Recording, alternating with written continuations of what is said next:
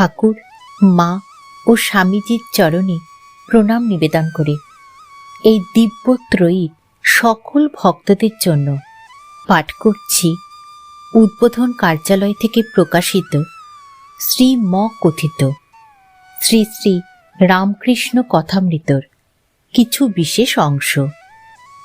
আজ পাঠ করব শ্রীযুক্ত বিজয়কৃষ্ণ গোস্বামী ও অন্যান্য ভক্তের প্রতি ঠাকুর শ্রীরামকৃষ্ণের উপদেশ পর্বের অষ্টম পরিচ্ছেদ, বাবুরাম প্রভৃতির সঙ্গে ফ্রি উইল সম্বন্ধে কথা, তোতাপুরীর আত্মহত্যার সংকল্প।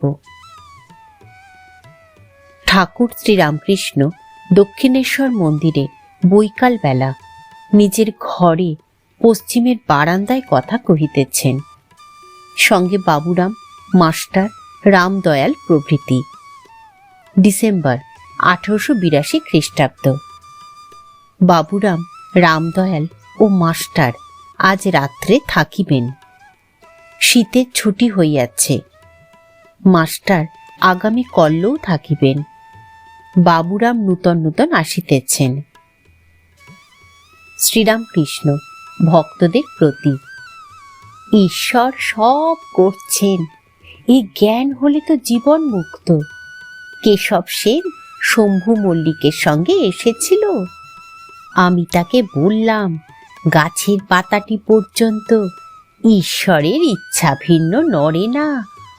স্বাধীন ইচ্ছা কোথায়? সকলই ঈশ্বরাধীন।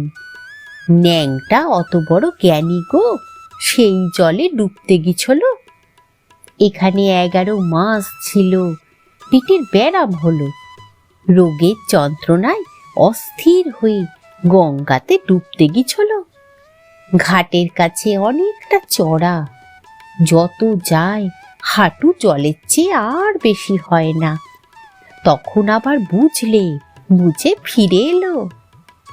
আমার একবার খুব বাতিক বৃদ্ধি হয়েছিল, তাই গলায় ছুরি দিতে গেছিলুম। তাই বলি, মা, আমি যন্ত্র, তুমি যন্ত্রী। আমি রথ, তুমি রথী। যেমন চালাও তেমনি চলি, যেমন করাও তেমনি করি। ঠাকুরের ঘরের মধ্যে গান হইতেছে, ভক্তেরা গান গাহিতেছেন। হৃদয় বৃন্দাবনে বাস যদি করো কমলাপতি, ওহে ভক্তি প্রিয়, আমার ভক্তি হবে রাধা সতী। এবং আমার প্রাণ পিঞ্জরের পাখি গাও না রে, ব্রহ্মকল্প তরু মূলে বসেরে পাখি। নন্দনবাগানের শ্রীনাথ মিত্র বন্ধুগণ সঙ্গে আসিয়াছেন। ঠাকুর তাহাকে দেখিয়া বলিতেছেন, এই যে এর চক্ষু দিয়া ভিতরটা সব দেখা যাচ্ছে। শাসির দরজার ভিতর দিয়ে যেমন ঘরের ভিতরকার জিনিস সব দেখা যায়। শ্রীনাথ, যজ্ঞনাথ এরা নন্দনবাগানের ব্রাহ্ম পরিবার ভুক্ত। ইহাদের বাটিতে প্রতি বৎসর ব্রাহ্ম সমাজের উৎসব হইত। উৎসব দর্শন করিতে ঠাকুর পরে গিয়াছিলেন। সন্ধ্যার পর ঠাকুর বাড়িতে আরতি হইতে লাগিল। ঘরে ছোট খাটটিতে বসিয়া ঠাকুর ঈশ্বর চিন্তা করিতেছেন। ক্রমে ভাবাবিষ্ট হইলেন। ভাব উপশমের পর বলিতেছেন, মা, ওকেও টেনে নাও। ও অত দিন ভাবে থাকে, তোমার কাছে আসা যাওয়া করছে। ঠাকুর ভাবে বাবুরামের কথা কি বলিতেছেন। বাবুরাম, মাস্টার, রামদয়াল প্রভৃতি বসিয়া আছেন। রাত্রি 8-9 হইবে। ঠাকুর সমাধি তত্ত্ব বলিতেছেন। জড় সমাধি, চেতন সমাধি, স্থিত সমাধি, উন্মনা সমাধি।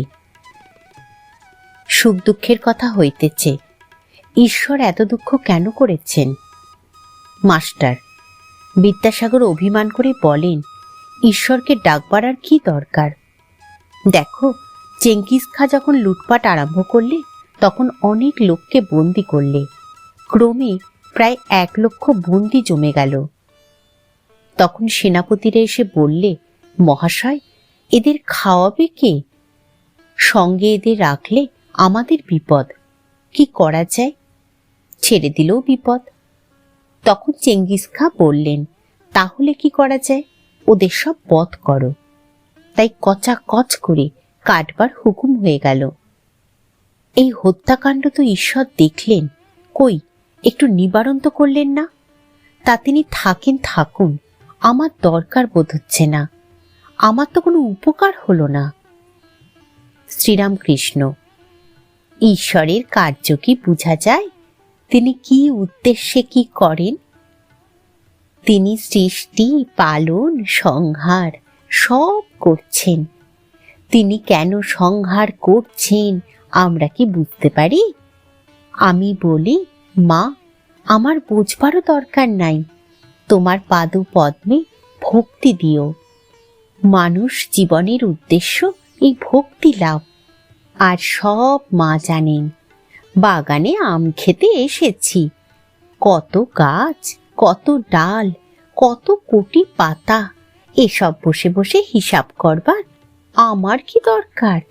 আমি আম খাই, গাছপাতার হিসাবে আমার দরকার নাই।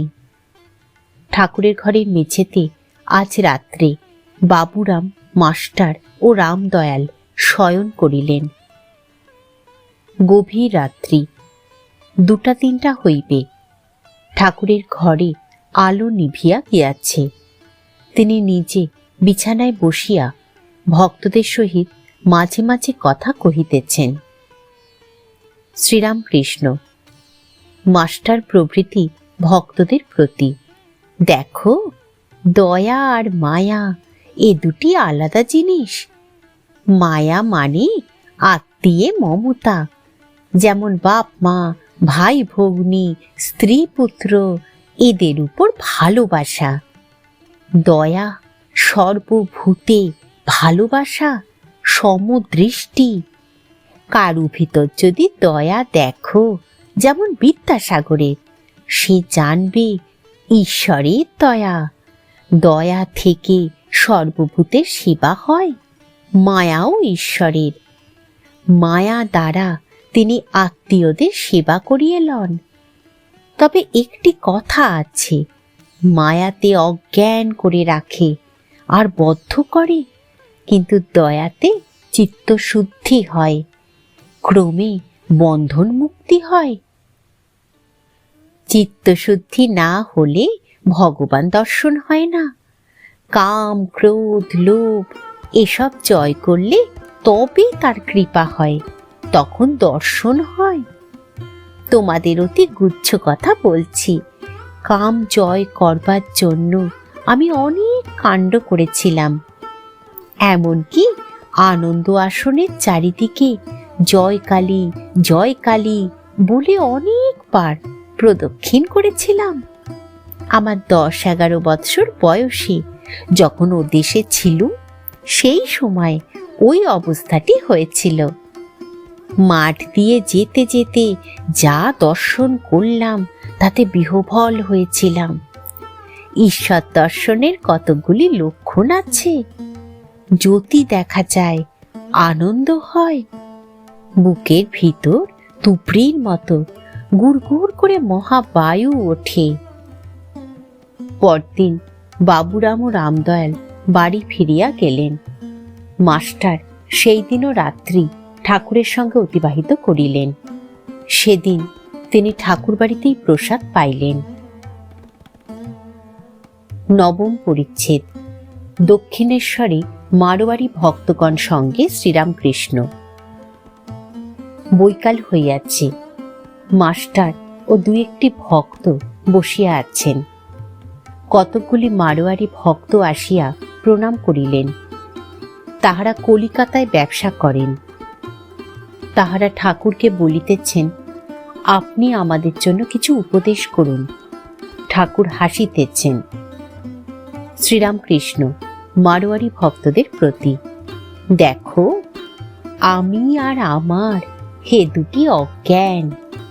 হে ঈশ্বর, তুমি কর্তা, আর তোমার এই সব, এর নাম জ্ঞান। আর আমার কেমন করে বলবে? বাগানের সরকার বলে আমার বাগান, কিন্তু যদি কোনো দোষ করে তখন মনিব তাড়িয়ে দেয়। তখন এমন সাহস হয় না যে নিজের আমের সিন্দুকটা বাগান থেকে বের করে আনি। কাম ক্রোধাদি যাবার নয়, ঈশ্বরের দিকে মুখ ফিরিয়ে দাও। কামনা লোভ করতে হয়তো ঈশ্বরকে পাবার কামনা লোভ করো, বিচার করে তাদের তাড়িয়ে দাও। হাতি পরের কলা গাছ খেতে গেলে মাহুত অঙ্কুশ মারে। তোমরা তো ব্যবসা করো, ক্রমে ক্রমে উন্নতি করতে হয় জানো। কেউ আগে রেড়ির কল করে, আবার বেশি টাকা হলে কাপড়ের দোকান করে। তেমনি ঈশ্বরের পথে এগিয়ে যেতে হয়। হলো মাঝে মাঝে দিন কতক নির্জনে থেকে বেশি করে তাকে ডাকলে। তবে কি জানো, সময় না হলে কিছু হয় না। কারু কারু ভোগ কর্ম অনেক বাকি থাকে, তাই জন্য দেরিতে হয়। ফোড়া কাঁচা অবস্থায় অস্ত্র করলে হিতে বিপরীত হয়। পেকে মুখ হলে তবে ডাক্তার অস্ত্র করে। ছেলে বলেছিল, মা এখন আমি ঘুমোই, আমার বাচ্চে পেলে তুমি তুলো। মা বললে, বাবা বাচ্চেতেই তোমায় তুলবে, আমায় তুলতে হবে না। সকলের হাস্য। মারোয়ারি ভক্তেরা মাঝে মাঝে ঠাকুরের সেবার জন্য মিষ্টান্নাদি দ্রব্য আনেন, ফলাদি, থাল মিছরি ইত্যাদি। থাল মিছরিতে গোলাপ জলের গন্ধ। ঠাকুর কিন্তু সেই সব জিনিস প্রায় সেবা করেন না। বলেন ওদের অনেক মিথ্যা কথা কয়ে টাকা রোজগার করতে হয়, তাই উপস্থিত মারোয়ারিদের কথার ছলে উপদেশ দিতেছেন। শ্রীরামকৃষ্ণ, দেখো ব্যবসা করতে গেলে সত্য কথার আট থাকে না। ব্যবসায় তেজি মন্দি আছে। নানকের গল্পে আছে যে তিনি বলেন, অসাধুর দ্রব্য ভোজন করতে গিয়ে দেখলুম যে সেসব রক্ত মাখা হয়ে গেছে। সাধুদের শুদ্ধ জিনিস দিতে হয়, মিথ্যা উপায়ে রোজগার করা জিনিস দিতে নাই। সত্য পথে ঈশ্বরকে পাওয়া যায়। সর্বদা তার নাম করতে হয়, কাজের সময় মনটা তার কাছে ফেলে রাখতে হয়। যেমন আমার পিঠে ফোড়া হয়েছে, সব কাজ করছি, কিন্তু মন ফোড়ার দিকে রয়েছে। রাম নাম করা বেশ, যে রাম দশরথের ছেলে, আবার জগৎ সৃষ্টি করেছেন, আর সর্বভূতে আছেন, আর অতি নিকটে আছেন, অন্তরে বাহিরে। ঠাকুর, মা ও স্বামীজির চরণে প্রণাম নিবেদন করে শেষ করছি আজকের পাঠ।